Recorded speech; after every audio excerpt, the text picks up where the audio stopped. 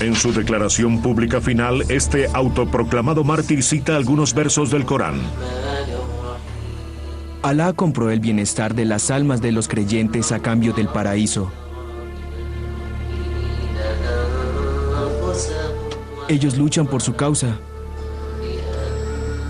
Asesinan y son asesinados, y ese es su gran éxito. Aquellos que creen luchen en contra de aquellos que están en su contra.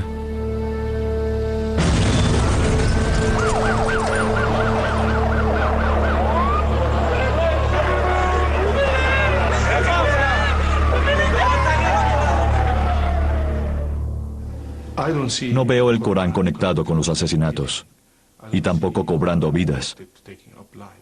El Corán tiene que ver con la existencia, la tolerancia y la misericordia. El objetivo principal del Sharia es el perdón y ser perdonado. No es solo juzgar y asesinar.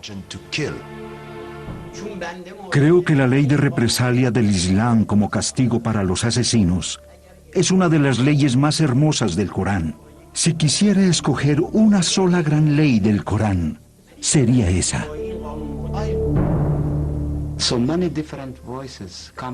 Muchas voces diferentes salen del Corán. Los moderados encuentran apoyo en los versos del Corán. Los radicales también. Como mujer siento que el Corán honra y dignifica a la mujer.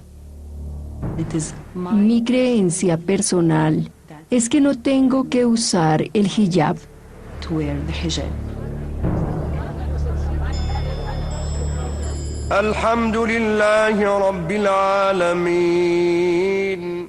El Corán fue llamado el libro más influyente del mundo a nivel de ideología. No obstante, existen muchas interpretaciones diferentes. ¿Qué es lo que el Corán dice realmente? ¿Y qué tanto los musulmanes y no musulmanes entienden sobre el mensaje y la historia del Corán? Es difícil imaginar otra época donde esta sea una pregunta tan imperativa.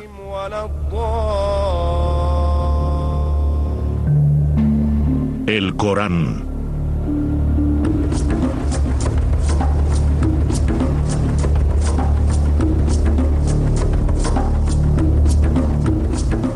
Los musulmanes creen que el Corán, en el árabe original, es la eterna, perfecta e inalterable palabra de Dios, que fue revelada al profeta Mahoma por el ángel Gabriel en una cueva del desierto árabe hace casi 1500 años.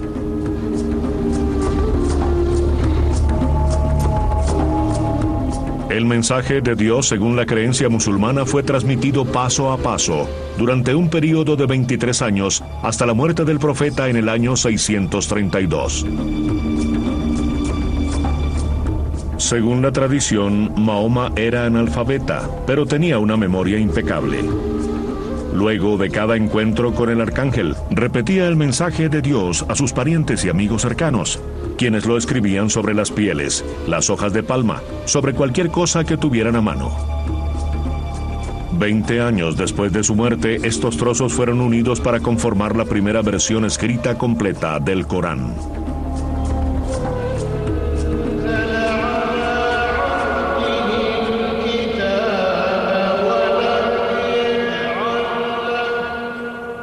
Para la mayoría de los musulmanes, escuchar recitarlo es experimentar el poder de la revelación divina como una aplastante voz de lo oculto.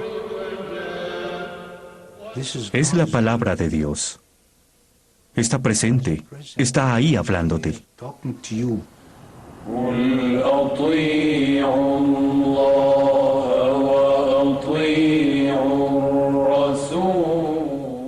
Siento que Dios me está hablando. Le habla a Lena, que vive en el Cairo ahora, como si le estuviera hablando a Mahoma, que vive en la Meca.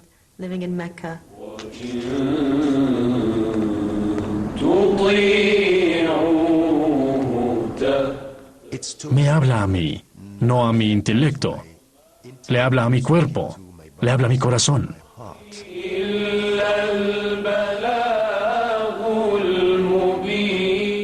Es un milagro de Dios. Por muchas razones, no es un libro común. Es la pura majestuosidad del idioma.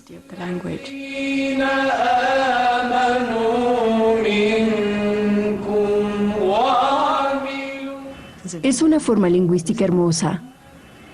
A veces me hace llorar.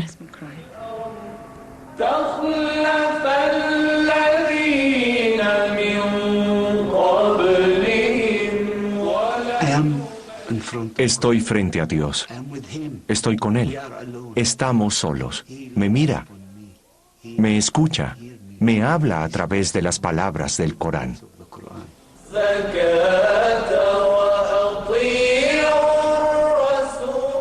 Los musulmanes creen que el Corán es la revelación final de Dios a la humanidad. Solo tiene 6.000 versos, apenas una quinta parte de los que tiene la Biblia. Pero a diferencia de la Biblia, no hay una cronología obvia. Es una serie de revelaciones dentro de una estructura narrativa compleja. No es un libro de historia, no es sobre la moral, no es un sermón, no es un libro de ciencia, es único. No hay otro texto antes o después que sea remotamente comparable con el Corán. Te da los parámetros y deja que tu inteligencia y tu juicio proporcionen los detalles. Es un libro de pautas. Hoy el Islam es una religión de enormes dimensiones. Abarca más de 1.000 millones de personas desde las Américas hasta la China, desde Finlandia hasta el extremo sur de África.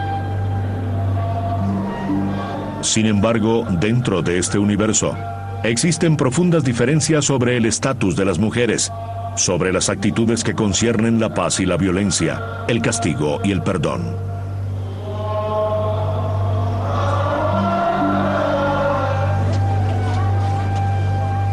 Algunos regímenes musulmanes les niegan a las niñas el derecho a la educación y a las mujeres el derecho a votar o a conducir. En algunos países, las mujeres segregadas se suben a los autobuses por las puertas traseras.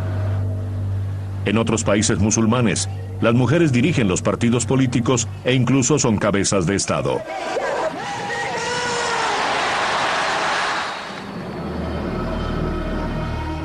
En unos pocos países musulmanes, las ejecuciones con piedra, la horca y la decapitación son llevadas a cabo en público. En otros, la pena de muerte fue totalmente abolida. Existen también asombrosas diferencias de culto y de credo.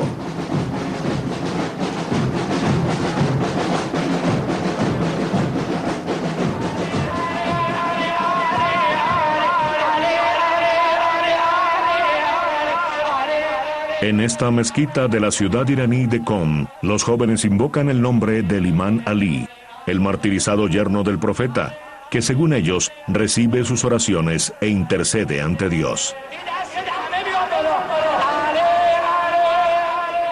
Otros musulmanes rechazan estas prácticas como adoración a los santos y blasfemia.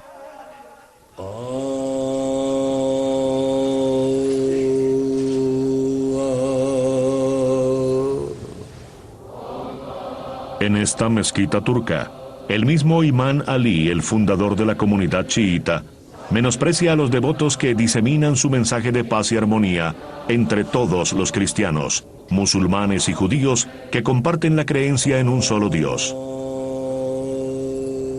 Aquí los hombres y las mujeres oran juntos y expresan su devoción en cantos y a veces en danzas.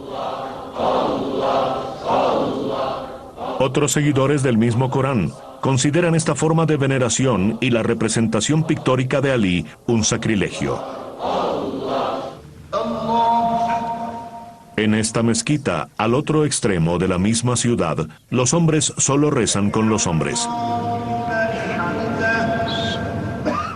El sexo opuesto es considerado una distracción, así que las mujeres son aisladas. En algunas mezquitas son directamente excluidas.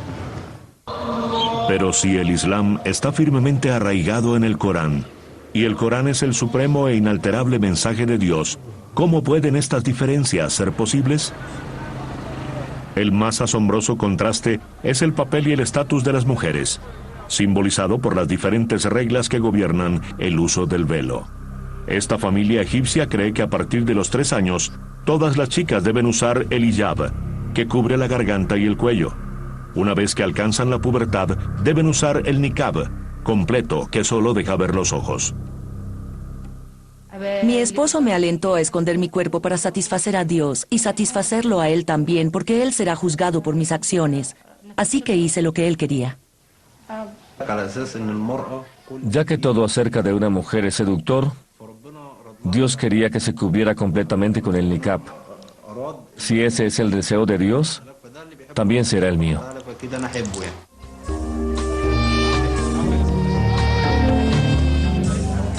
Un club en el Cairo, a tan solo unos cuantos kilómetros de distancia.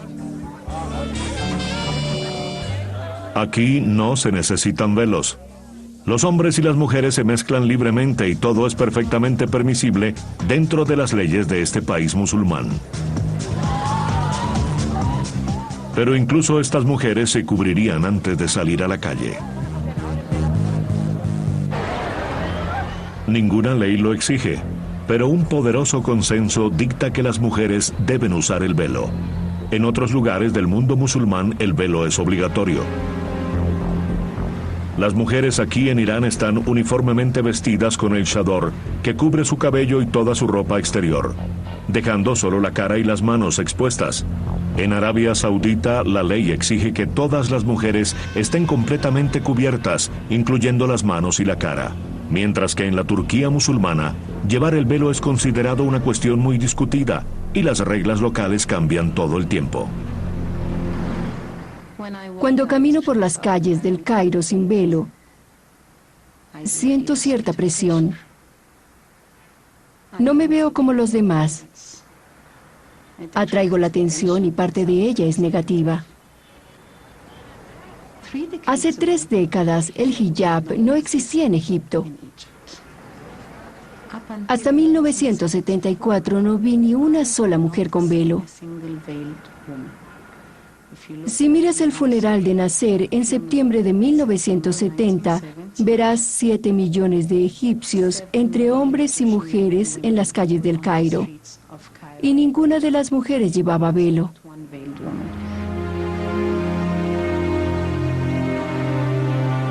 El funeral de Nasser fue un momento crucial.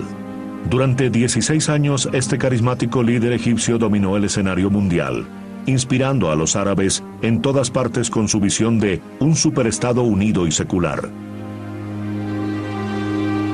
Pero la esperanza que había inspirado en tantos corazones árabes fue hecha pedazos por el fracaso económico y la aplastante derrota a manos de los israelíes en 1967. En un sentido, los millones que lloraron en su funeral no solo estaban lamentando la muerte de un gran líder, sino la muerte de un sueño secular.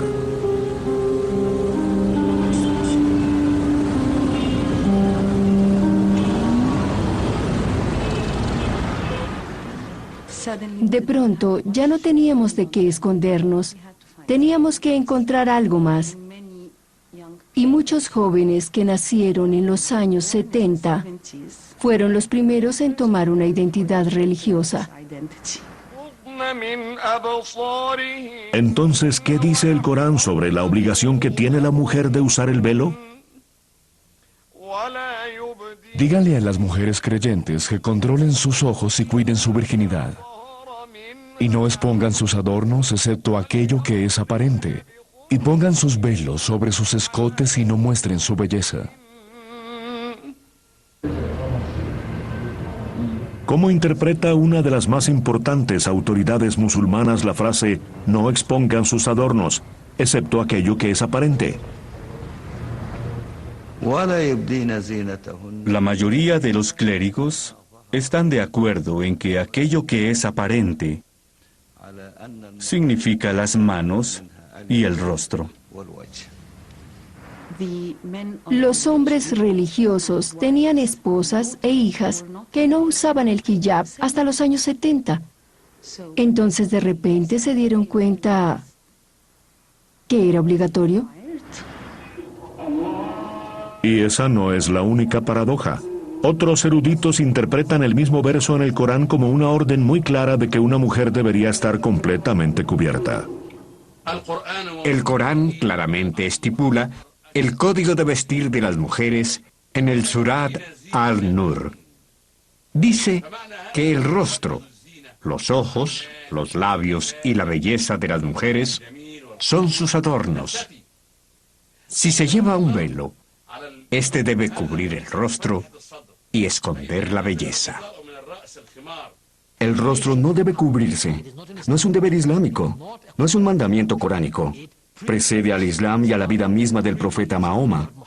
Era una costumbre normal en la sociedad beduina.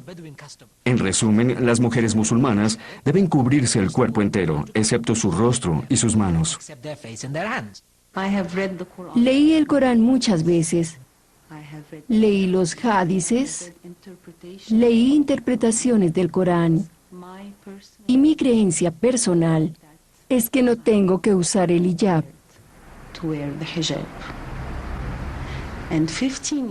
Hace 15 años habría podido plantear una discusión al respecto. Hoy es realmente imposible iniciar una discusión tan específica. Si lo haces, es una blasfemia.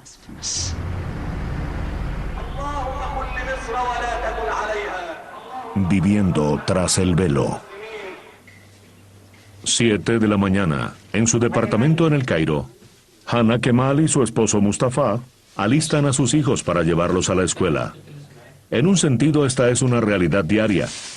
En otro sentido, no lo es. La presencia de un equipo de filmación obliga a Hannah a llevar el niqab, ya que ahora cree que debe usarlo en la presencia de cualquier hombre que no pertenezca a su familia inmediata.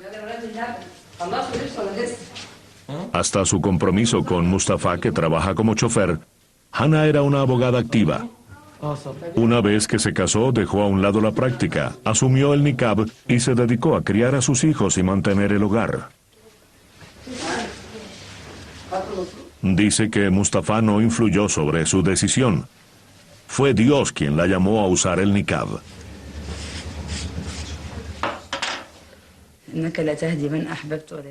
Los humanos no controlan lo que les pasa. Es Dios quien nos dirige. ¿Alá le ha recompensado su devoción? Sí, definitivamente. Doy gracias a Dios. Estaba nerviosa de dar este paso. Sentí que el niqab sería una restricción. Di este paso con miedo. Sentía que en cualquier momento me vencería, pero con la ayuda de Dios fue probablemente el momento en que me sentí más tranquila y cómoda en mi hogar, con mi esposo y mis hijos. Una vez que me coloqué el niqab, me acerqué más a Dios.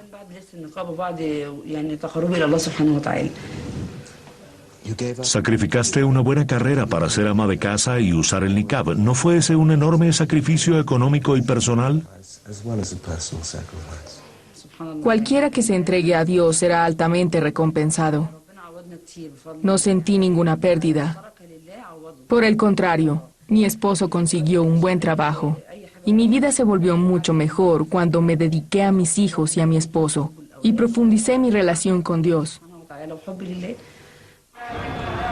El velo es un símbolo complejo que tiene muchos significados para las mujeres musulmanas. Para aquellas como Hannah que prefieren llevar el niqab, este señala su dedicación a Dios y a su esposo, incluso si deja lo cotidiano. Otras mujeres llevan el velo como una declaración de poder de quienes son. Soy una mujer musulmana muy orgullosa de mi identidad, de mi velo y de lo que significa. Lena Fauzi dirige programas de entrenamiento en Egipto rural. Esta mujer, graduada en una universidad y que ha viajado mucho, es claramente aceptada como una figura de autoridad por este grupo de hombres. Hace 5 años, a los 26, Lena se divorció. Casi inmediatamente decidió usar el hijab. La primera vez que salí y llevaba el velo, recuerdo haber sentido que esta es la manera como Dios quiere honrar a las mujeres. Este es el respeto que la mujer exige al llevar el velo. Y me sentí dignificada y muy honrada. Desde su divorcio, Lena regresó a vivir con sus padres. Sus amigas más cercanas son mujeres jóvenes iguales a ella, graduadas en la universidad, privilegiadas, que viajan, que comparten sus creencias y prácticas. Para muchos de la generación de sus padres, esto es desconcertante. Lena lo decidió un viernes por la mañana. Quedé sorprendida, así simplemente. A decir verdad, fue un sábado. Sí, y se puso el velo. Salió de su habitación y dijo, aquí estoy, soy una hija de Dios. Para ser honesta con ustedes, no me sentí nada feliz. No me gustó lo que hizo, porque no creo que el cabello de una mujer sea algo para ocultar. Es lo que creo, porque siento que mi cabello es como mi piel. Un verso del Corán dice que las mujeres musulmanas no deben mostrar su belleza natural, sus adornos naturales, excepto lo que es aparente, y hay toda una controversia alrededor de eso. ¿Qué es aparente? ¿El rostro, las manos, los ojos, el cabello? Muchas personas dicen cosas al respecto. No es un verso en el Corán. Siento que muchas se van a enojar por lo que voy a decir, pero Dios pudo haber dicho, cubran su cabello. No se mencionó. Solo se mencionó para las esposas del profeta. Personalmente, no hay manera de negar que mi cabello es parte de mi belleza natural. En mi corazón como mujer musulmana, siento que es parte de lo que Dios me pidió cubrir. Hombre y mujer. ¿Sientes que en este país eres tratada como ciudadano de segunda clase? La respuesta corta es no. Cuestiono muchas cosas, pero me siento muy cómoda aceptando que si hay algo que no está bien, el problema es con mi falta de entendimiento, no con el Corán. Aparte de eso, el Corán está constantemente empujándonos a reflexionar, a cuestionarnos, a entender, a usar nuestras facultades mentales, a usar nuestros corazones y comprender. ¿Y cuando lo lees no sientes que el Corán relega a las mujeres a un estatus inferior? Para nada. ¿En serio? Si existe algún menosprecio por la mujer en esta parte del mundo, es enteramente cultural. No tiene nada que ver con la religión. El Islam honra a las mujeres. Los hombres y las mujeres son iguales en el Islam.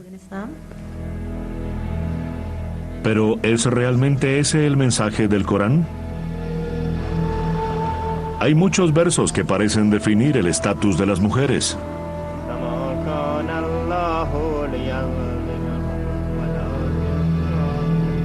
Los hombres son los encargados de los asuntos de las mujeres, ya que Dios prefirió a uno por encima del otro. Significa que los hombres son financieramente responsables de la familia y deben satisfacer todas sus necesidades. Los hombres están un grado por encima de la mujer. Pero la mujer es igual al hombre en todo lo concerniente a los sentimientos humanos. Amor, confianza, orgullo, respeto y honor. Aquellas esposas que crees que pueden ser rebeldes, repréndelas, envíalas a sus literas y golpéalas. El Islam dice a través del Corán que golpear es apropiado para cierta clase de mujer, no para todas las mujeres. Esta enseñanza se aplica a las mujeres que desobedecen a sus esposos y se niegan a vivir en sus casas, a criar a sus hijos. Quieren salir cuando les place. No quieren que nadie las controle. Y no están dispuestas a llevar a cabo sus deberes.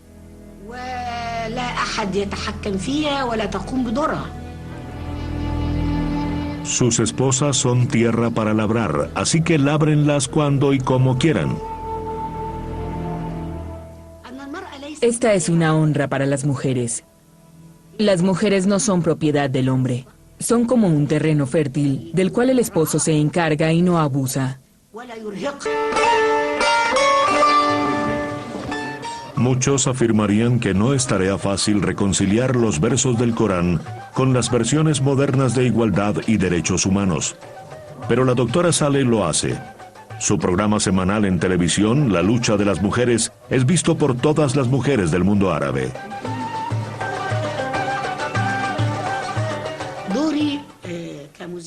Mi papel como presentadora y académica es mostrar la verdad sobre el Islam, la interpretación correcta del Corán y las tradiciones del profeta. El asunto del velo, la poligamia, el divorcio, las golpizas, la no participación de las mujeres en la vida política, la privación a las mujeres de su patrimonio y su propiedad privada, la obligación de las mujeres de casarse, como sucede en algunos países, donde las mujeres deben casarse con alguien que no aman solo porque es de la misma tribu. Todas estas malas prácticas son el resultado de tradiciones y culturas no conectadas al Islam. Es lo que ha quedado de épocas preislámicas. La doctora Saleh es la primera mujer decana de la Universidad del Cairo Al-Azhar, la más prestigiosa del mundo musulmán. Por atreverse a sugerir que el Corán respeta a los hombres y a las mujeres por igual, tuvo que afrontar amenazas de muerte. Sin embargo, muchos musulmanes comparten su punto de vista. Si miran tanto la palabra como el espíritu del Corán, hay numerosos versos que hablan de la igualdad, la naturaleza igualitaria entre los dos sexos. Por ejemplo, en el Sura Al-Baqarah, capítulo 2, versículo 187, el Corán dice, refiriéndose a las mujeres, que son una prenda para usted, igual que usted es una prenda para ellas. Creo que es el verso más increíble sobre la relación entre un esposo y una esposa. La cercanía, la calidez, la ropa te abriga, esconde tus defectos, te embellece. Y eso es la relación conyugal. Estás muy cerca. No puedes tener una imagen más hermosa que esa. Y nadie menciona ese verso. Otras interpretaciones del papel de las mujeres son menos hermosas. Pakistán.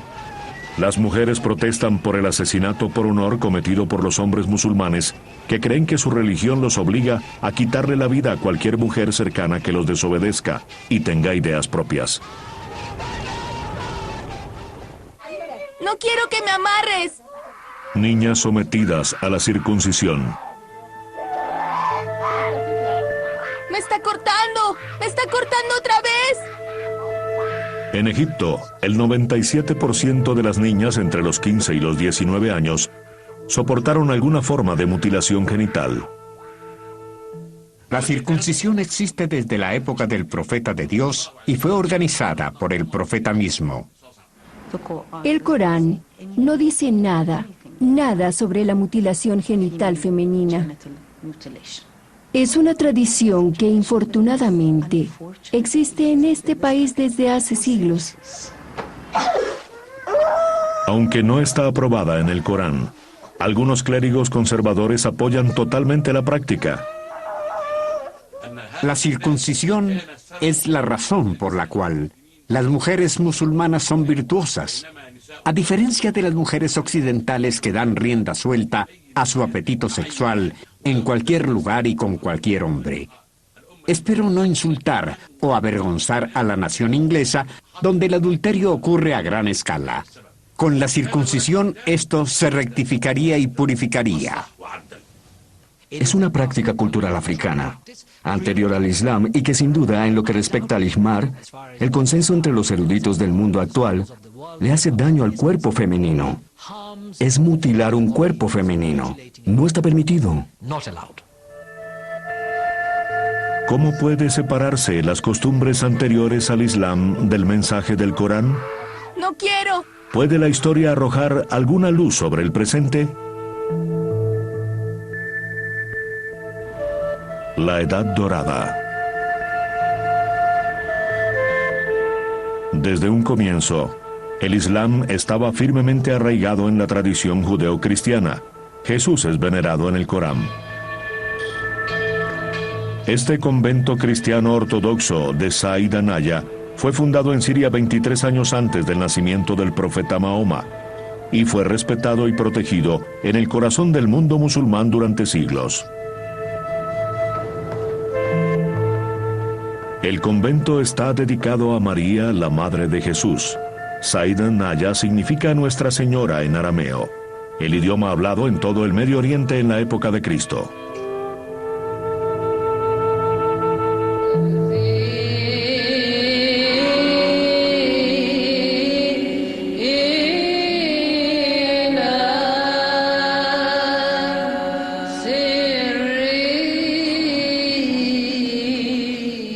El árabe es ahora el idioma de estos cristianos devotos.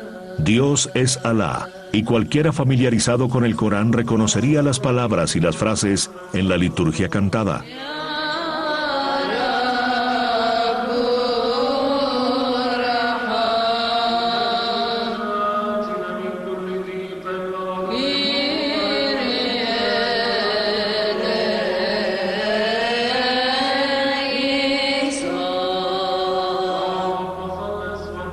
Las monjas de Saida Naya son guardianas de una reliquia tan sagrada que a nadie se le permite verla. Escondida tras una serie de puertas plateadas, hay un icono de María sosteniendo al infante Jesús. Se dice que ambos posaron para el cuadro que fue pintado por San Lucas. Sea verdad o no, cristianos y musulmanes como estas mujeres vienen aquí a rezarle a la Virgen, buscando un milagro de curación.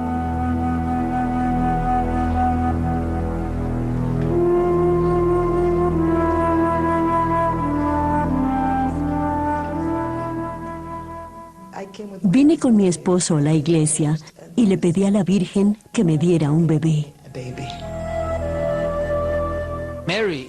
En el Islam y el Corán, María es considerada como la mujer más casta y virtuosa, una mujer que encarnó un milagro en la faz de la tierra, el nacimiento de un bebé. Aunque era virgen, claro está, Dios no necesita ser el padre del bebé. Esa es la diferencia en la narrativa islámica. Un capítulo entero fue dedicado en honor a María. Abraham, Moisés, David y los profetas de la Torá también son venerados, igual que Jesús. Aunque no es considerado el Hijo de Dios, se menciona más veces su nombre en el Corán que el mismo Mahoma. Jesús es una figura muy venerada.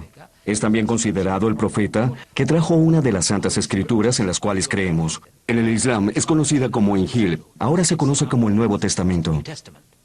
Creo en Moisés y en la Torá. ¿Eso en qué me convierte? ¿En judío? Creo en Jesús y en la Biblia. ¿Me convierte eso en cristiano? Y creo en Mahoma y en el Corán. ¿Me convierte eso en musulmán? Jesús, Moisés y Mahoma están al mismo nivel de profecía. Están mencionados en el Corán como los mensajeros de Dios. Entonces, ¿quiénes somos nosotros para decir que esto es mejor que lo otro o que esto es correcto y lo otro no? Tú tienes tu religión y yo la mía. Lo dice Dios. No son mis palabras. Y hay muchos otros versos del mismo tenor, donde los musulmanes, judíos y cristianos son descritos como los pueblos del libro. Para aquellos que son judíos y cristianos, su recompensa está con el Señor. En la religión no hay obligación. Otros versos advierten a los musulmanes no seguir las visiones errantes de los cristianos y los judíos, ni considerarlos como amigos. La tolerancia y la intolerancia aparentemente pesan lo mismo. Igual ocurre con los mensajes de paz y violencia. Quien asesine a un ser humano habrá asesinado a toda la raza humana. Y quien salve la vida de uno habrá salvado a toda la humanidad. Pero entonces, en el siguiente verso, la única recompensa de aquellos que le hacen la guerra a Alá y a su mensajero, y se esfuerzan por ser corruptos en la tierra, será su muerte o su crucifixión, o se les cortarán las manos y los pies en lados cruzados. Esa será su degradación en el mundo y en el más allá. El Corán es como una tienda grande, un gran supermercado. En este libro puedes encontrar respuestas diferentes. Según el Corán puedes hacer la paz o declarar la guerra. Muchas voces diferentes salen del Corán. Los moderados encuentran apoyo en los versos del Corán. Los radicales también. Un Corán para la paz, un Corán para la guerra, vívidamente ilustrado en la historia islámica. Primero hubo una conquista. Luego de la muerte de Mahoma en el año 632, los ejércitos árabes se desplegaron en todas las direcciones. Hacia el norte y el este, vencieron a los ejércitos de Bizancio y Persia, reclamando para el Islam Siria, Palestina, Irán e Irak. Hacia occidente conquistaron Egipto, extendiéndose a través del norte de África y alcanzando la costa atlántica en el 680. A medida que estos guerreros del desierto vencían a estas grandes civilizaciones, escogieron no arrasar ni destruir, sino aprender y construir sobre lo que ya estaba allí. Algunas de las obras arquitectónicas más importantes del Islam en el mundo fueron creadas en menos de 80 años después de la muerte del profeta. El Corán es la detonación inicial que lanza una de las más extraordinarias historias de la experiencia humana. Al cabo de 100 años, los guerreros descalzos de Arabia Occidental fueron los amos de una sofisticada y próspera civilización, extendida desde las playas de Marruecos hasta las puertas de China. Y la fuerza que produjo fue como un rayo de fuego radioactivo y glorioso. Tenía en sus manos la palabra de Dios no creada. Más tarde, cuando los árabes fueron vencidos por las olas sucesivas de invasores del este, algo increíble ocurrió. Tal era el poder del Corán, que los conquistadores abandonaron sus creencias paganas sometiéndose a la fe de los pueblos que habían conquistado. Impulsados por este glorioso rayo de fuego, cada nueva era vio un desarrollo sorprendente en la arquitectura, la ciencia y la filosofía, mientras Europa permanecía envuelta en su oscura edad de las tinieblas. Hay algo muy importante en el Corán y es que les pide a los musulmanes que vayan tras el conocimiento, que lo busquen, que lo persigan, que salgan al mundo y traten de entenderlo. Las ideas de los antiguos griegos y romanos no nos hubieran llegado, de no ser por los eruditos y científicos islámicos que las redescubrieron, desarrollaron y enriquecieron. Y ese estímulo vino del Corán que verso tras verso le pide a la humanidad examinar los cielos y la tierra, reflexionar sobre la creación, mirar una y otra vez. Ya en el siglo IX, los científicos musulmanes habían calculado la circunferencia de la Tierra y los mercaderes musulmanes habían establecido una ruta marítima hacia China, vía el extremo sur de África. Los números árabes fueron desarrollados a partir de sus orígenes hindúes y convertidos en la nueva aritmética. Los eruditos islámicos hicieron una enorme contribución al desarrollo de la geometría, el álgebra y la trigonometría. La medicina islámica sería una práctica estándar durante 1000 años. Tolerancia e intolerancia.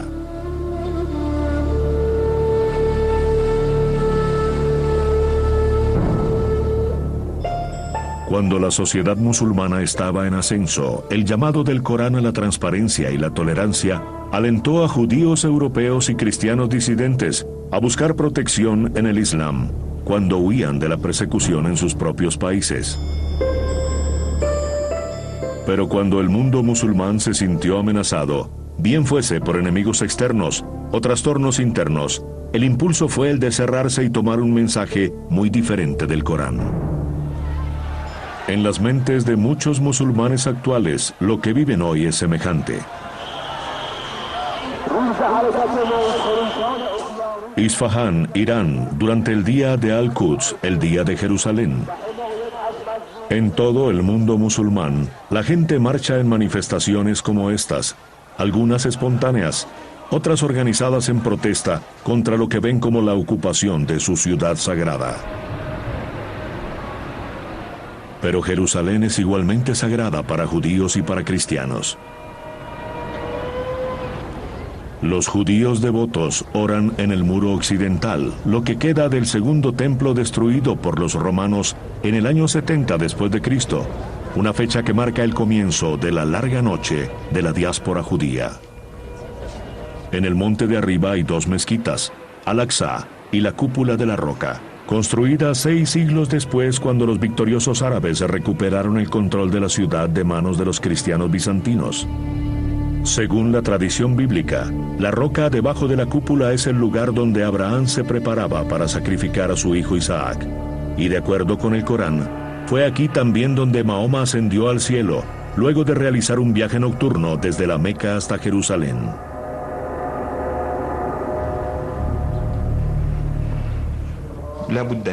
La gente debe entender que para nosotros, Jerusalén es la tercera ciudad después de la Meca y Al-Medina.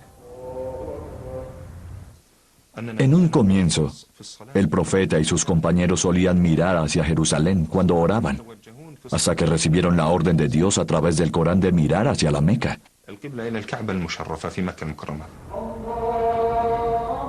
Dios elevó a nuestro profeta desde la Meca hasta Jerusalén y luego lo llamó al cielo. Así que es la puerta del cielo y no podemos abandonar ninguna parte de ella, sin importar lo débiles que somos o lo fuertes que ellos son. Desde comienzos de la Edad Media, el Islam respetó los derechos de los cristianos y los judíos de orar aquí libremente, pero en tiempos modernos esa relación se rompió. Bajo el mandato inglés y luego jordano, el acceso a los judíos fue severamente restringido hasta que el ejército de Israel tomó el control de la vieja ciudad en 1967. Ahora son los palestinos quienes están atrapados en su enclave de Gaza y no pueden orar libremente aquí, mientras que aquellos que viven en el Banco Occidental pueden ser retenidos por horas hasta que su oportunidad de rendir culto haya pasado. Suficiente. Basta de sangre. Basta de matanzas. Basta de odio. Pertenecemos a la misma familia. Adoramos al mismo Dios.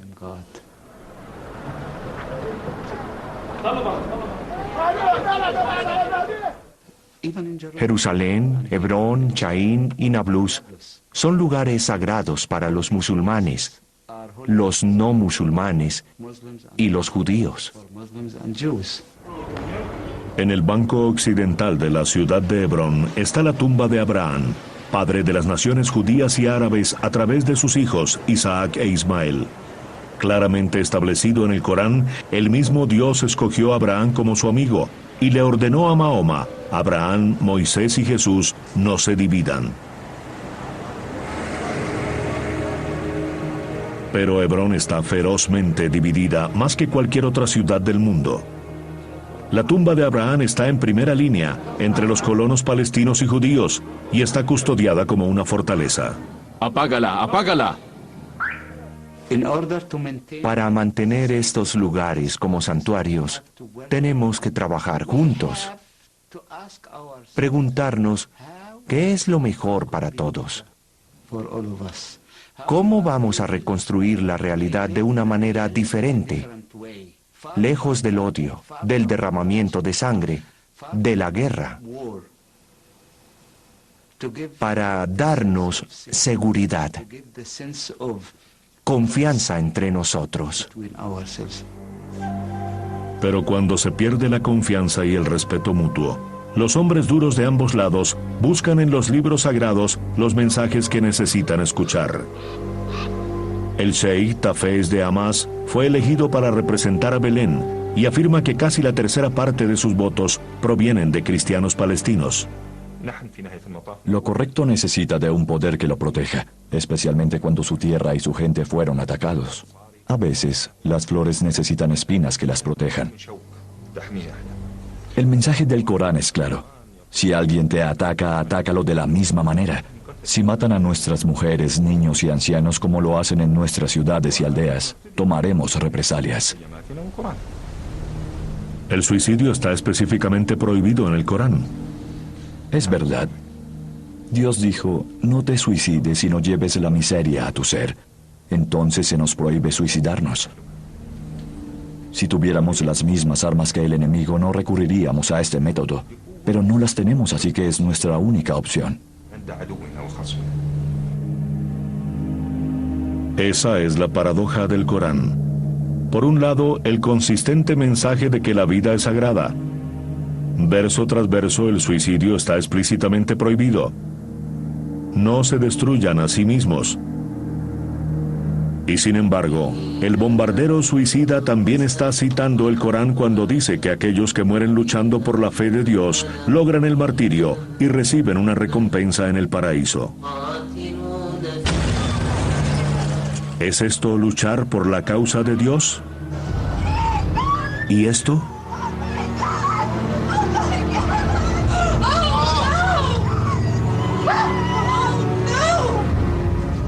Y cuando la violencia se esparce más allá de la lucha palestina, el 9/11 y el 7/7 en Inglaterra, con miles de víctimas, incluyendo musulmanes. Se trata de lo mismo. ¿Qué siembra Norteamérica en el mundo? Es culpable de grandes injusticias contra la gente. Los ataca. Y lo mismo va para Inglaterra, que es responsable de muchas ocupaciones en países árabes y musulmanes. En todo ese tiempo, ¿cuánta gente asesinaron y ejecutaron los ingleses? Aquí en Irán, como en cualquier lugar del mundo musulmán, la ira va más allá de Palestina, que es visto como un oscuro capítulo en una larga historia de humillación a manos de los cristianos occidentales y sus aliados. Estas son personas con un poderoso discurso que quizás sea inexacto y distorsionado, pero que se apoya en un sentido real de injusticia y vívidos destellos de una memoria heredada. Es el lamento de siglos del poder y prestigio musulmán en decadencia, por el cual el cristianismo occidental es el responsable. Habla de aquellas épocas cuando las potencias imperiales europeas se repartieron el Medio Oriente entre ellas, imponiendo la ley occidental, los valores occidentales, incluso la vestimenta occidental. Sirve como excusa del historial actual de los fracasos económicos y los gobiernos autocráticos musulmanes que cuentan historias de riquezas de petróleo robadas, presidentes y reyes corruptos que van desde el Shah de Irán hasta Saddam Hussein. Todos apoyados por Occidente y en contra de la voluntad de su propia gente, y que como Saddam caen cuando su utilidad se vence. Y entre más se acercan al presente, más dura y dolorosa es su historia. Derrota tras derrota a manos de Occidente y sus clientes. Afganistán y de nuevo Irak son sus últimos capítulos.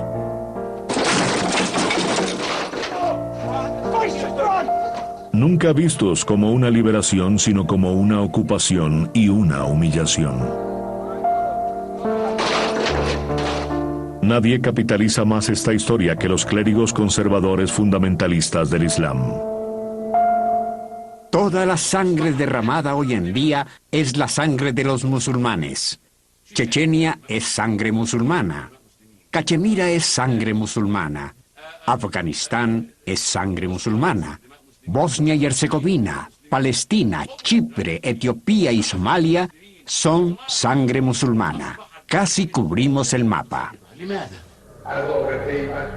Y la ira se levanta y el tono se endurece. Las voces de aquellos a los que el Corán habla de paz y tolerancia son abatidas por las de aquellos que aceptan el mensaje contradictorio. Vamos a declarar que somos los hijos del emir de los creyentes, el imán Ali. Sin importar dónde estemos, enfrentaremos a los enemigos del Islam. Nunca nos rendiremos frente a este pueblo corrupto. Nunca. ¡Muerte a Norteamérica! ¡Muerte a Israel! ¡Muerte a Inglaterra! Oh Dios, corta las manos perversas de Norteamérica e Israel. Haz que Norteamérica, Israel y Gran Bretaña se debiliten. No obstante, en medio de todos estos discursos contra un enemigo externo, un hecho extraño sobresale. Existieron muchos períodos donde más musulmanes murieron a manos de otros musulmanes que a manos de cristianos o judíos. Irak 2005. Musulmanes contra musulmanes. Desde la muerte del profeta hace casi 1500 años, dos importantes facciones dentro del Islam, los sunitas y los chiitas, han estado bruscamente divididos sobre quién debe liderar la fe. El Islam dividido. La diversidad de lenguas y colores están, según las palabras del Corán, entre las maravillas de la creación de Dios. Alá no tiene preferencia por ninguna raza, tribu o nación y no tiene las distinciones humanas de clase o estatus. El mejor, según él, es el más honorable. Es un mensaje que le da dignidad a los labriegos o campesinos pobres que no necesitan de sacerdotes o rabinos para interpretar el mensaje de Dios, porque como está escrito en el Corán, lo hemos hecho fácil de entender en su propia lengua. Cualquier cobertizo, campo o rincón es un lugar apropiado para adorarlo, y Él siempre está cerca, más cerca, dice Dios en el Corán, que tu vena yugular. Y cuando rezas sientes que le estás hablando directamente a Él. La oración te da un sentimiento que nadie puede describir. Está más allá de la imaginación humana. Sientes que estás en manos de Dios, en las manos de alguien que amas. No estás orando porque tienes que hacerlo o porque le temes. Estás orando porque sientes un gran amor por Él. Bien sea que la oración sea privada o comunitaria, la idea de que todos tienen una relación directa con Dios está en el centro del mensaje del Corán y de la creencia sunita. Y los sunitas son la mayoría, aproximadamente el 85% de la comunidad musulmana mundial. Pero el Dios que ellos veneran no puede ser descrito en el idioma humano, tampoco representado en ninguna forma de arte, porque eso sería idolatría. Sin embargo, el corazón humano anhela una fe que puedas tocar y sentir. Un drama, música, una ceremonia.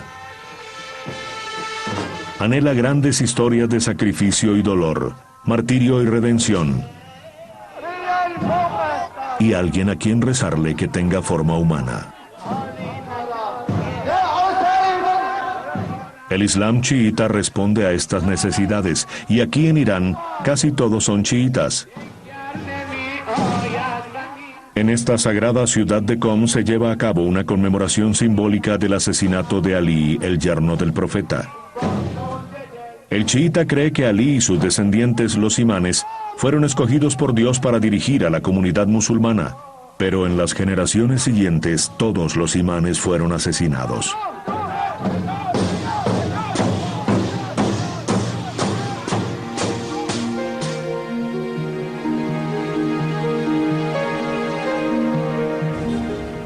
La ciudad iraní de Masad, construida alrededor del magnífico templo del imán al-Reza, el octavo imán que fuera envenenado en el año 818.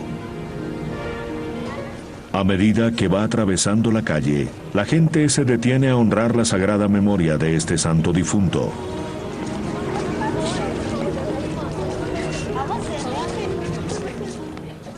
Los peregrinos chiitas llegan a Masad de todas partes del mundo, con regalos y donaciones para orarle al imán al-Reza, de la misma manera que los católicos romanos y los cristianos ortodoxos rezan a sus santos pidiendo ayuda, una guía y milagros de sanación. Si hay un momento cuando tu corazón esté roto y le traes tus problemas al imán Reza, él escuchará tu oración. Él puede aliviar tu corazón y levantar tu espíritu. Pero el Corán deja en claro que tus oraciones deben solamente dirigirse hacia Dios. Cuando quieres llegar a Dios, debes hablarle primero a los imanes, para que puedan interceder por ti. Y si lo haces de esa manera, Dios te dará una rápida respuesta a tus peticiones. Al menos es así como nos fue explicado. Son sentimientos como este los que enfurecen a los sunitas. Cuando esos musulmanes oran en las tumbas de los santos difuntos, están comprometiendo los estrictos dogmas del Islam.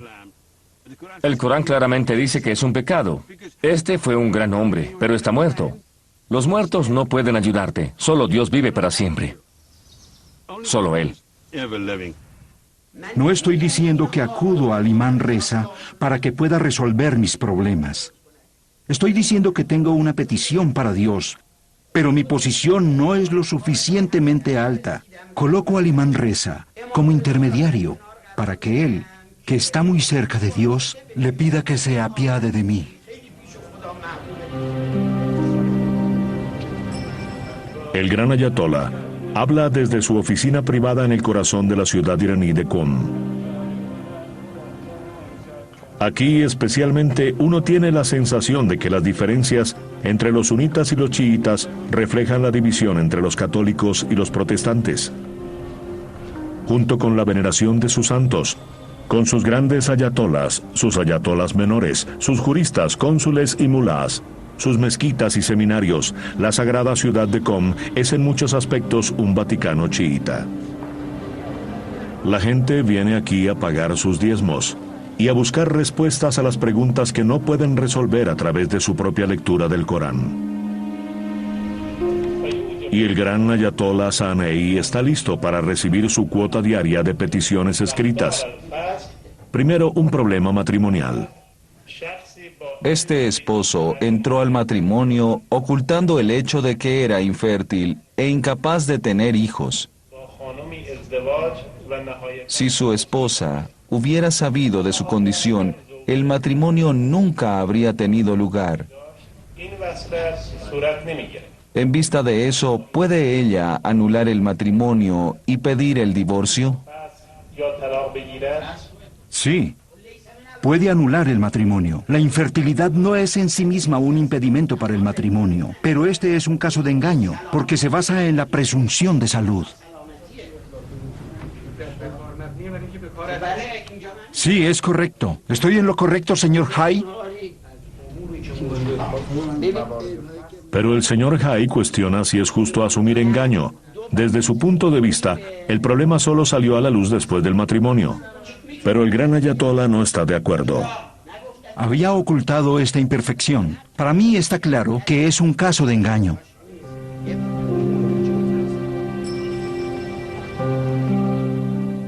El Corán está totalmente en contra de cualquier clase de sacerdocio. El capítulo 9, versículo 31, dice categóricamente, cuando habla de los judíos y los cristianos, que uno de sus problemas era que habían convertido a sus rabinos, sus monjes, sus sacerdotes en señores al lado de Dios.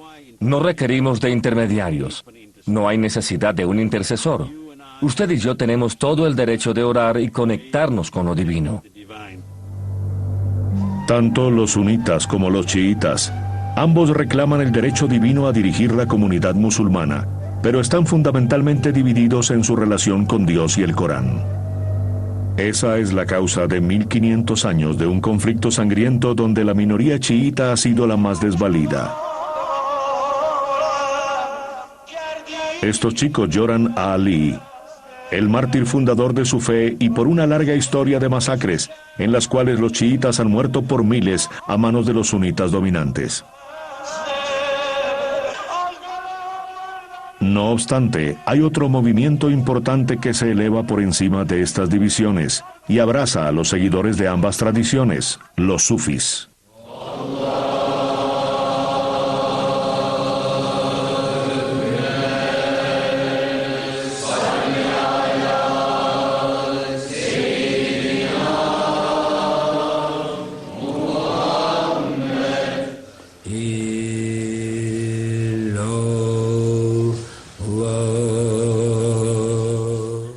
Cientos de millones de musulmanes son sufís que creen que el Corán habla directamente a sus corazones.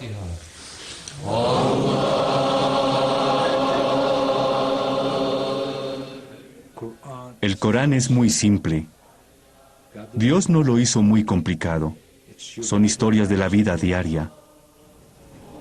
No necesitas eruditos para entenderlo. Observen a los hindúes, no hablan árabe. Miren a los turcos, no hablan árabe. Los persas no hablan árabe. Y memorizan el Corán y tan pronto lo memorizan, lo entienden. Entra a su corazón sin traducción. Igual que los sunitas, los sufís creen que su relación con Dios es directa. Pero por encima de todo, es una relación de amor que todo lo consume. Dices Alá, Y eso te trae todo un sentimiento de pasión, de amor. Estás conectado con el que amas.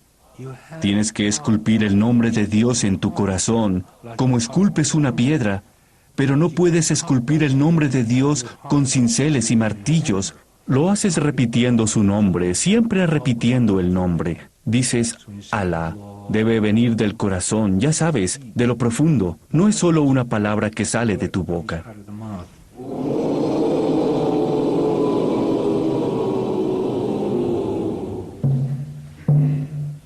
En los sufis Mevlevi de Estambul, ese amor por lo divino es expresado a través de la música y la danza.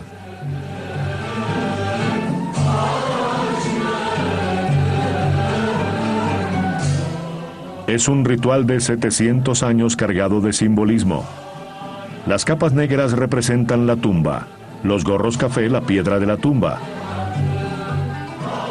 Y la danza en sí, cada vez más rápida, es un viaje místico de amor profundo, donde el ego desaparece a medida que el devoto se acerca más y más a lo divino.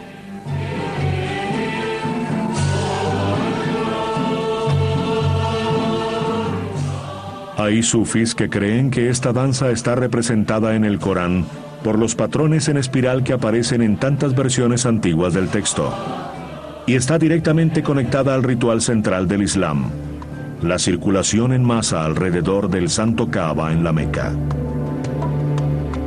Pero la gente que controla la Meca hoy considera todas las prácticas religiosas de los sufí Mevlevi, la música, la danza, la mezcla informal de hombres y mujeres como una abominación.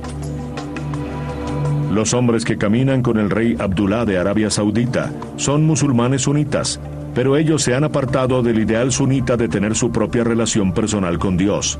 Arabia Saudita posee su propia jerarquía clerical y el mensaje religioso dominante es una forma de Wahhabi Islam que representa los puntos de vista de solo una minoría de los musulmanes.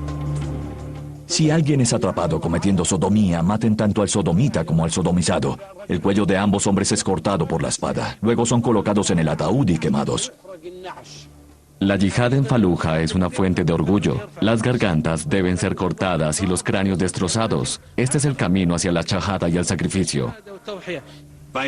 Al controlar el corazón teológico del Islam y nadar en petrodólares, han logrado imponer su estricta, rígida, estrecha, sectaria y separatista interpretación del Islam sobre toda la comunidad musulmana y la comunidad internacional.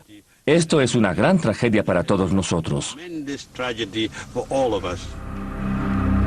Los wahhabistas de Arabia Saudita alimentaron el Talibán y permitieron la destrucción de uno de los lugares más antiguos del mundo, las magníficas estatuas de Buda en Afganistán.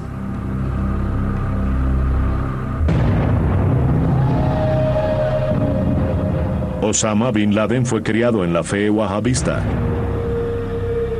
Y 15 de los 19 terroristas responsables del 9/11 eran de origen saudita. Durante los últimos 20 años, se ha dicho que el gobierno saudita invirtió más de $100.000 millones norteamericanos para propagar su versión del Islam en el mundo. Nuevas mezquitas, madrazas, profesores musulmanes, imanes, textos escolares, literatura. Todo está influenciado por los planes Wahhabi. Crimen y castigo. Arabia Saudita, con su enorme riqueza petrolera, ha sido una de las mayores influencias, conduciendo al mundo musulmán hacia el fundamentalismo y una lectura intolerante del Corán.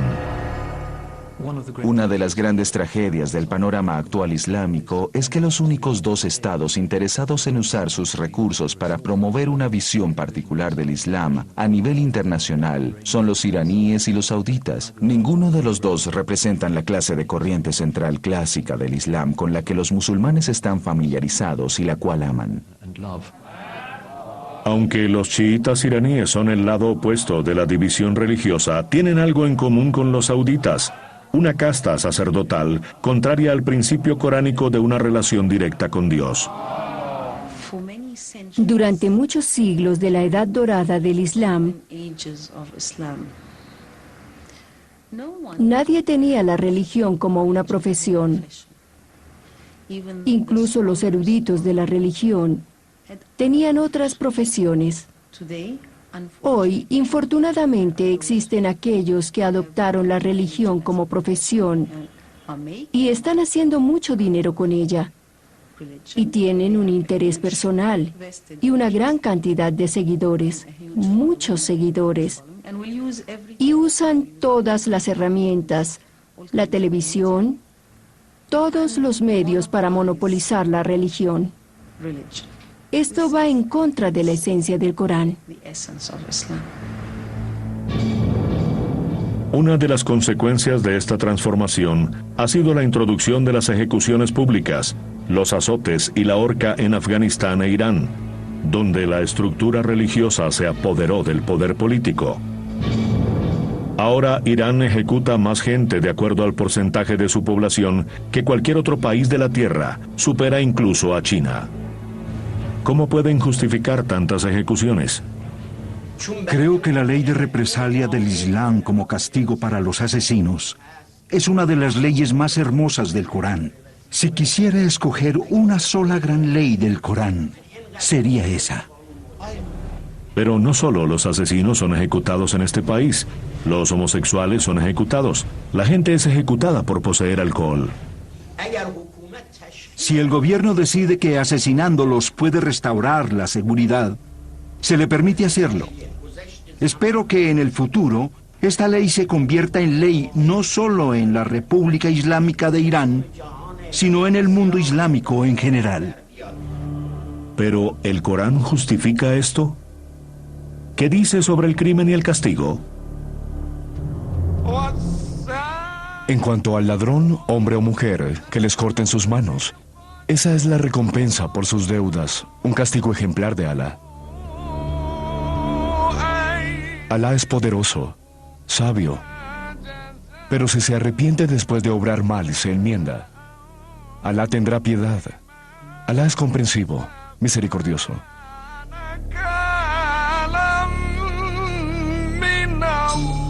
El Corán estipula que la sentencia no puede ser llevada a cabo si el ofensor se arrepiente sinceramente. Sin embargo, este énfasis en la misericordia a menudo se pasa por alto.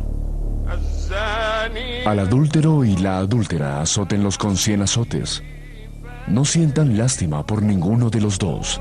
No se nieguen a obedecer a Alá. Si se arrepienten y mejoran, déjenlos vivir. Alá es piadoso y misericordioso. Y bajo ese espíritu, el Corán deja absolutamente en claro que nadie debe ser condenado sin una prueba concluyente de culpabilidad. El objetivo principal de la Sharia es el perdón, ser perdonado. No es solo juzgar y matar. Y las condiciones para implementar el Código Penal son tan difíciles que todos los eruditos dijeron desde un comienzo que era casi imposible hacerlo.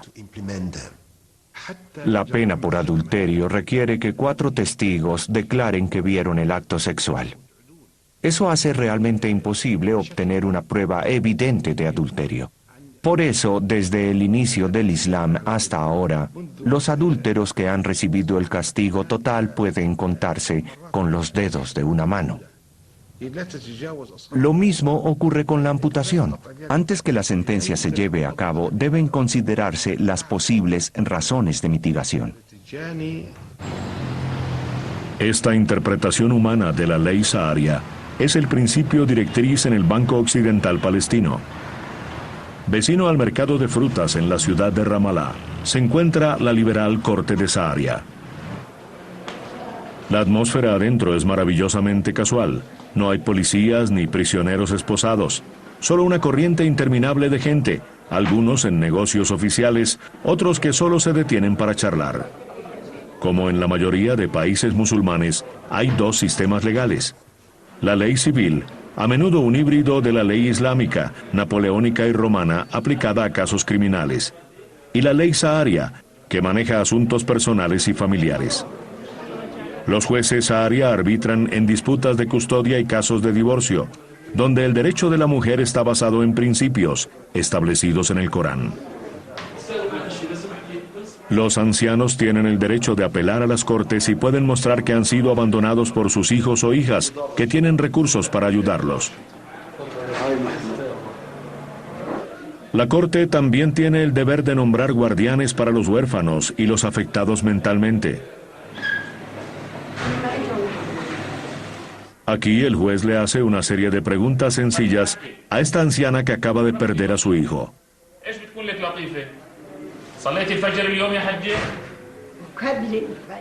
La ley islámica establece que una madre tiene derecho a un porcentaje de los bienes de su hijo si éste muere antes, pero el juez decide que la anciana no es competente para manejar sus finanzas y nombra a su nuera para que actúe en su nombre.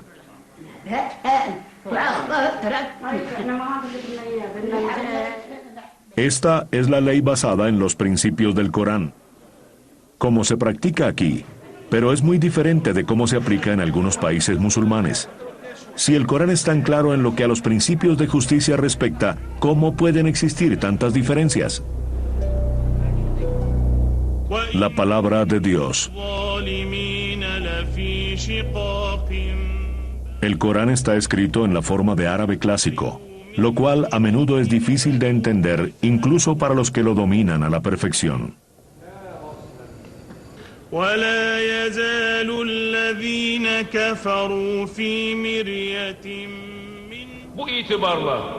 Para la mayoría de los musulmanes, el árabe no es su primera lengua, y se dice que ninguna traducción puede capturar el total significado del original. Como resultado, el imán individual o sacerdote se convierte en el intermediario entre el Corán y el mensaje que sus seguidores reciben. El mensaje puede ser adaptado para que encaje en cierto tiempo y lugar.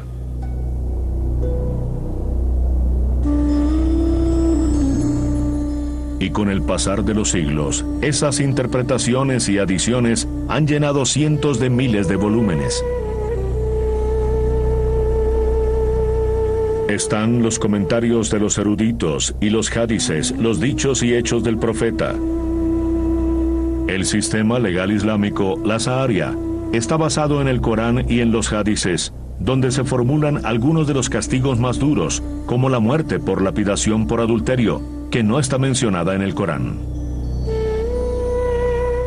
Los hadices se compilaron y corrigieron entre 250 y 350 años después de la muerte del profeta. Muchos de estos dichos y hechos son falsificaciones o fueron inventados y muy cuestionados. Infortunadamente, muchos musulmanes consideran que los hadices son equiparables al Corán, pero claramente no lo son. El Corán deja en claro que es el texto único y original. Nada puede estar al mismo nivel. Pero incluso el Corán es vulnerable al cambio y la distorsión, si no en el árabe original, ciertamente en la traducción. La imprenta del rey Fahd en Medina, Arabia Saudita, tiene la capacidad de publicar 10 millones de Coranes al año en árabe y en otros 44 idiomas. Estos son distribuidos alrededor del mundo a muy bajo costo y en algunos casos gratis. Es fascinante ver cómo la estructura religiosa ha engrosado el texto. En el verso que habla de aquellos que se ganaron la ira de Dios y están perdidos, insertaron entre corchetes como los judíos y como los cristianos. Y en el verso que incita a los fieles a que preparen su armamento contra los enemigos del Islam, la traducción ha hecho otra acotación: tanques, aviones, misiles y artillería. Lo que vemos es la mención de un armamento moderno dentro del mismo Corán.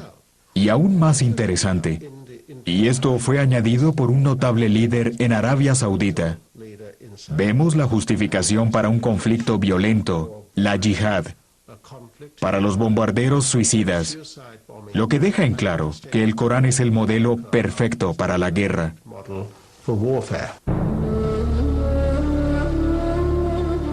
Cualquier sugerencia de distorsión del texto es altamente polémica, debido al significado especial del Corán en las mentes de los musulmanes. A diferencia de la mayoría de los cristianos y judíos que creen que la autoría de sus textos sagrados son los hombres inspirados por Dios, los musulmanes creen que el Corán es la palabra de Dios como Él se la dictó al profeta Mahoma. Esta distinción significa que un análisis crítico de los textos sagrados se convierte en un tema extremadamente sensible cuando se aplica al Corán. Y el problema se agrava cuando algunos de los eruditos son no musulmanes occidentales. ¿Están ellos en posición de aclarar el texto y sus orígenes?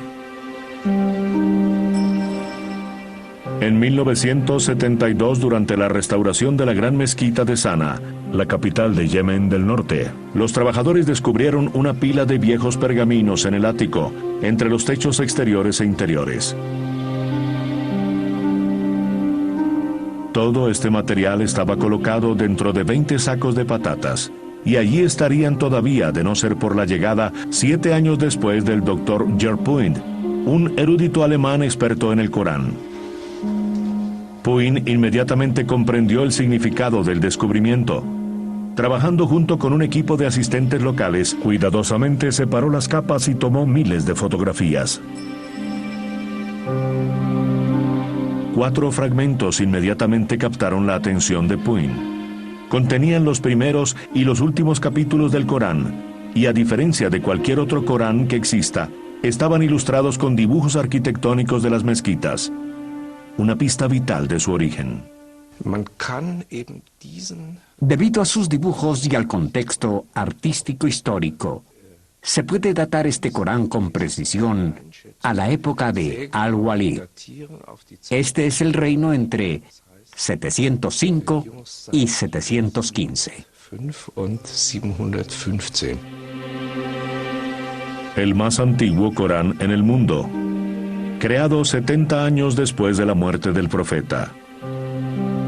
A partir de los sacos de patatas, Puyn identificó fragmentos de aproximadamente 1000 Coranes diferentes. Las comparaciones entre ellos y el texto estándar del Cairo que se usa actualmente son sorprendentes.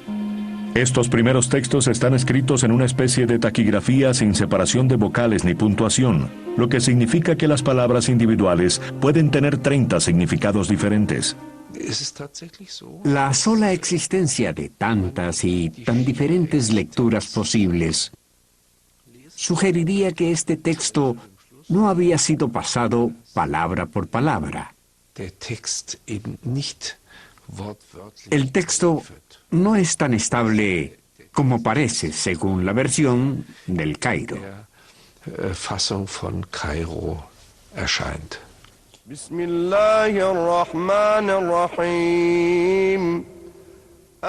Los eruditos musulmanes actuales afirman que la integridad de cada palabra del texto fue perfectamente preservada a través de la tradición oral. Pero el Corán escrito muestra variaciones. El examen forense de los fragmentos de Sa'aná revela textos más antiguos que fueron lavados y vueltos a escribir.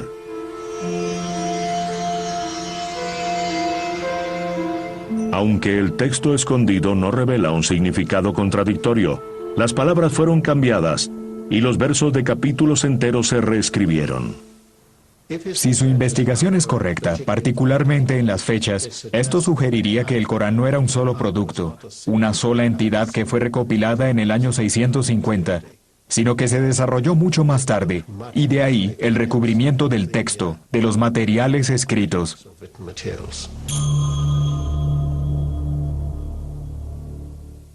Significados ocultos. En 2001, las conclusiones de Puyn tomaron un rumbo peligroso. Apareció un libro escrito por un experto en las primeras lenguas semíticas. Era tan polémico que el autor lo publicó bajo el seudónimo de Christoph Luxemburg, y solo hablará con la condición de que su identidad no se revele. Para poder entenderlo de la forma correcta necesitamos una interpretación y lectura nueva del Corán. El doctor Marcus Gross ayudó a traducir el libro del alemán original al inglés y se dispone a expresar el punto de vista del autor. Una quinta parte del Corán contiene palabras que han sido malentendidas o palabras que no tienen sentido. Ese número puede ser reducido si se posee un conocimiento del siríaco, o digamos, un 5%.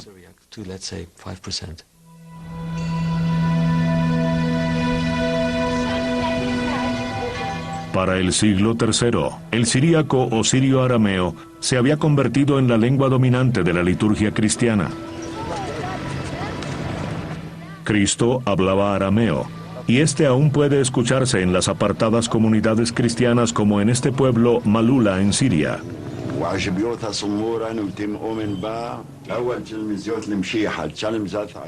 Pero en la época de Mahoma, el sirio-arameo era la lengua cultural más importante de toda la región. El árabe escrito apenas asomaba. Existen transcripciones preislámicas en árabe muy cortas, pero el primer libro real escrito en árabe es el Corán. Pero Luxemburg dice que el Corán está escrito en 2 idiomas. En muchas áreas del mundo, las lenguas se mezclan constantemente. Para hacerlo comprensible para una persona que habla inglés, debes retroceder aproximadamente 1000 años. Imagine un campesino anglosajón hablándole a su amo que es normando y habla una mezcla de francés y anglosajón. Solo podrías entender esa lengua si tienes conocimiento de ambas. Los eruditos musulmanes del pasado podían reconocer palabras extranjeras en el Corán.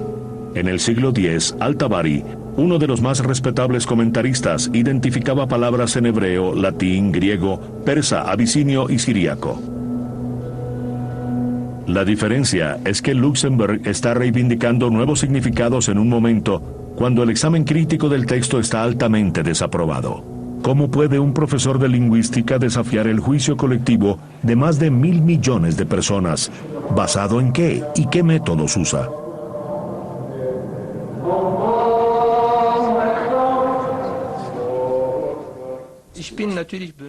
Tomo en consideración el significado de la raíz correspondiente, en siríaco un posible error de lectura. En este caso, un error de lectura significa que el texto sin puntuación fue mal puntuado. También existe la posibilidad de que se escribiera por error una letra siríaca dentro del texto árabe. Usando esos métodos, Luxemburg examinó algunos de los pasajes más oscuros del Corán. Después de que María dio a luz a Jesús, en el Corán árabe, el arcángel le dijo: «No estés triste, el Señor colocó un arroyo debajo de ti». En la versión de Luxemburg, «No estés triste, el Señor legitimó el nacimiento». Y existen otros ejemplos, como son la orden de Dios a un escéptico en árabe: «Cuida tu comida y tu bebida, cuida tu trasero», que se convierte en «cuida tu condición, cuida la totalidad de tus bienes». Y al final del mundo, en el texto árabe, la tierra da un paso hacia adelante. En siríaco la tierra se abre. Pero ¿pueden algunos de estos cambios afectar los preceptos centrales del Islam? No son preceptos claves como la existencia de Dios o la vida después de la muerte, lo cual desafía mi interpretación, sino muchas de las costumbres diarias. Un ejemplo es el velo, el verso coránico que sirve de referencia para probar su posición. Habla sobre el quimar que debían ser golpeados en los bolsillos. La frase era algo confusa. Usualmente se interpreta como «cubre tu cabeza y tu escote». Y si por ejemplo observas el chador, que es el velo en Irán, es exactamente lo que se cubre. Pero con mi interpretación siríaca del verso, mi traducción es «colócate el cinturón alrededor de las caderas». Y el cinturón era un signo de castidad, especialmente usado por los monjes. Eso hace que tenga más sentido. Es la referencia de Luxemburg del paraíso lo que causa la mayor ofensa. En la ciudad iraní de Isfahán hay un palacio del siglo XVII construido para representar las puertas del cielo. El refrescante verde de los jardines expresa el anhelo de la gente del desierto, y están hermosamente descritos en el Corán junto con las fuentes fluyendo y los favores de las houris, a quienes se percibe comúnmente como vírgenes de grandes ojos. Un comentario, mas no del Corán, incluso especifica los números: 72 para cada hombre recto. Pero eso no va bien con los 7 versos del Corán que prometen una eterna satisfacción con sus esposas. Luxemburg cree que ha resuelto la contradicción. Hay un pasaje en el Corán que habla de las Houris y dice que los hemos emparejado con doncellas de ojos oscuros y grandes. Es la comprensión tradicional de este verso. Pero si colocas los puntos en el texto sin puntos, es muy diferente lo que de ello resulta. Te haremos sentir cómodo bajo uvas claras como el cristal. Para el bombardero suicida ya no es el prospecto de las 72 vírgenes en el paraíso, sino un modesto racimo de uvas. El estudio alemán en lo que a mí concierne es muy cristiano. Está influenciado por cómo la Biblia fue investigada y recopilada. La Biblia y el Corán no son lo mismo.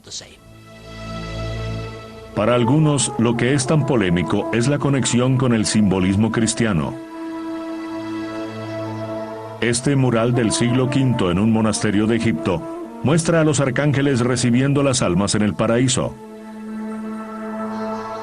Cada arcángel sostiene una uva en una mano y en la otra recibe las almas difuntas, dándoles un racimo de uvas. El tema de las uvas se repite en las vestiduras de los sacerdotes de esta iglesia ortodoxa siria. Y todo está relacionado con la promesa que hizo Cristo a sus discípulos en la última cena de no beber otra vez la fruta del vino hasta que esté reunido con ellos en el reino de su Padre. Para nosotros, reconocer que tenemos una herencia cultural, religiosa y teológica con el cristianismo o con el judaísmo no es un problema. De hecho, es parte de nuestro cuerpo político como musulmanes creer y aceptar esas escrituras como un todo de un cuerpo de revelaciones divinas desde el comienzo de los tiempos. Aunque el trabajo de Luxemburg ha sido cuestionado por los académicos destacados y no ha sido independientemente corroborado, él cree que abre una puerta que alienta a los lingüistas, a los arqueólogos e historiadores a usar herramientas modernas para arrojar más luz sobre el contenido del texto. Para algunos eruditos musulmanes, esto forma parte del espíritu de búsqueda del Corán y no representa ninguna amenaza para aquellos que son firmes en su fe. La investigación de Luxemburg y sus colegas no debilita ninguno de los principios, enseñanzas o dogmas del Islam. Lo que hace es resaltar preguntas interesantes. Y nosotros como musulmanes pensantes, como personas del siglo XXI, debemos decir sí. Analicemos lo que nos están dando. No lo condenemos, pero veamos si su investigación tiene una base histórica o es el producto del orientalismo europeo.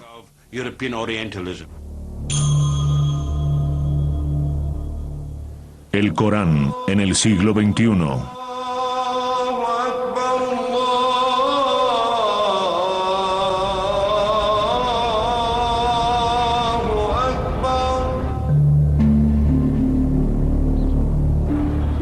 El Corán le dejó tranquilidad y paz a millones. Le dio al campesino humilde y al labriego un sentido del valor y la dignidad que no puede ser igualado en ninguna otra civilización. Le enseñó a la gente de diferentes razas a vivir como hermanos y a la gente de diferentes credos a vivir los unos con los otros en una armonía razonable. Inspiró a una gran civilización en la cual los musulmanes vivieron vidas creativas y útiles y sus logros enriquecieron al mundo entero.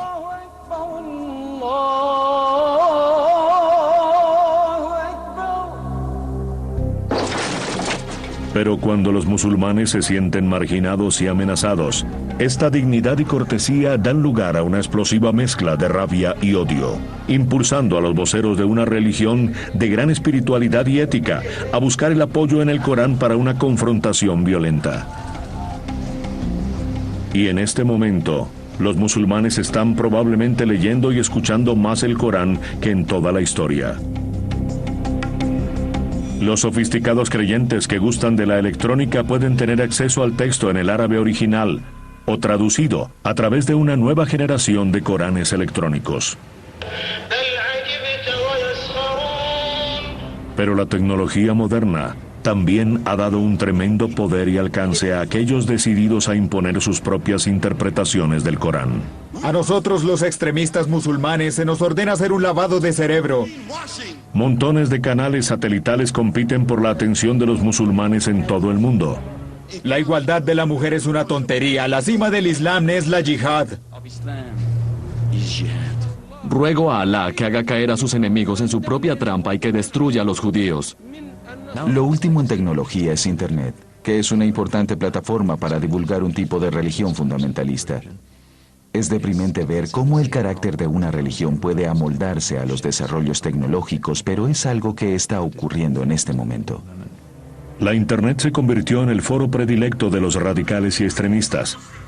En este sitio, Mohammed Siddiqui Khan anuncia su propio obituario, previo al bombardeo del 7/7 en Londres, donde jugó el papel clave. Estamos en guerra y soy un soldado. Ahora ustedes también saborearán la realidad de esta situación. El verdadero efecto de toda esta propaganda solo puede ser imaginado, pero ciertamente algunos hombres y mujeres creen que deben vivir sus vidas según el Corán y en un tiempo muy corto, convirtiendo una gran ciudad como el Cairo en un lugar que sería irreconocible para cualquiera que regresara aquí luego de una larga ausencia de 30 años. Cuando regresé en 1974, empecé a ver mujeres con velo. Cuando se lleva el velo, este debe cubrir el rostro y esconder la belleza. Pero no es solo una cuestión de interpretación.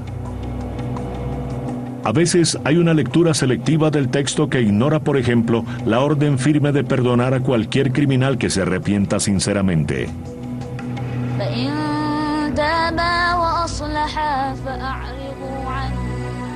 También se reclaman prácticas culturales antiguas que no tienen asiento en el Corán.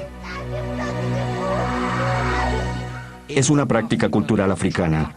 Le hace daño al cuerpo femenino. Es mutilar el cuerpo femenino. No está permitido. Pero hay versos, particularmente aquellos que se refieren a la mujer, que son controvertidos. No obstante, por cada referencia que pareciera sugerir un estatus inferior, hay otros que claman por el respeto mutuo y la igualdad. Como mujer siento que el Corán honra y dignifica a la mujer. Y esa es la paradoja y el desafío del Corán. El Corán tiene dos audiencias, una tribal patriarcal del séptimo siglo, luego tiene la audiencia final. Usted y yo, que somos parte de esta generación, de esta época, y de quien venga en el futuro, habla dos idiomas para dos clases de personas. Tenemos que hacer cambios de cuando en cuando, no en el propio Corán, porque el Corán es constante, sino en la manera como tratamos de comprender, de interpretar el libro. El Corán está constantemente empujándonos a reflexionar, a cuestionarnos, a entender, a usar nuestras facultades mentales, a usar nuestros corazones y a comprender. El Corán te dice que vayas, estudies, comprendas e intentes cambiar para mejorar. Ustedes están aquí como reformistas. Deben reformarse a ustedes mismos, a su corazón. Esa es la manera como el Corán debe actuar en sus vidas, como un compañero, una luz que les ayuda a ser creativos. Más de 1.000 millones de personas consideran el Corán como la verdadera palabra de Dios, su mensaje final. La manera como los musulmanes interpretan ese mensaje puede afectar el futuro del Islam y de toda la humanidad.